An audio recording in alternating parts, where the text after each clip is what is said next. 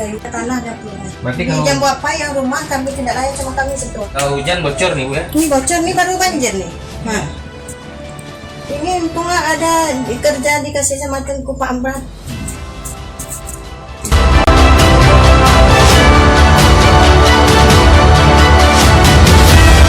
Bantuan dari itu pemerintah daerah baik Cuma yang dapat cuma BLT aja. BLT. Yang lain nggak pernah dapat. Dari bantuan anak sekolah cuma dari Baitul Mal aja 200.000, yang lain nggak ada. Ini baru dana bos yang dapat baru nih.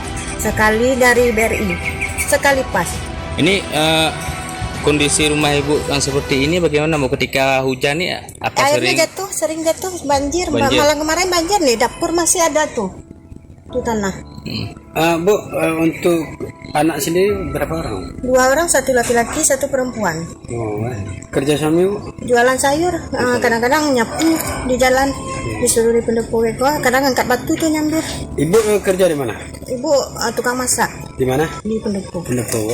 Tukang masak di warung ya juga dulu kan. Pertama kerja di warung. Di Pendopo udah berapa lama? Inilah selama setahun lah kita bilang. Baru aja. Berarti rumah Ibu ini nggak ada pondasi berarti ya? Nggak ada pondasi. Cuma langsung dari kayu. Untuk kondisi rumah seperti ini apakah sudah pernah disampaikan kepada Pak Bupati? Memang Bapak alhamdulillah udah ada lah. Untuk Bapak mau kasih sama kami udah ada. Tapi alhamdulillah dibilang kalau nggak tahu ini pokoknya ada lah pokoknya. Kalau Bapak Amran memang selalu membantu kami. Dalam apapun kami susah tetap dibantu sama Bapak Amran.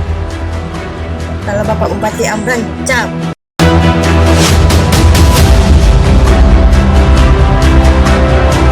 Harapannya?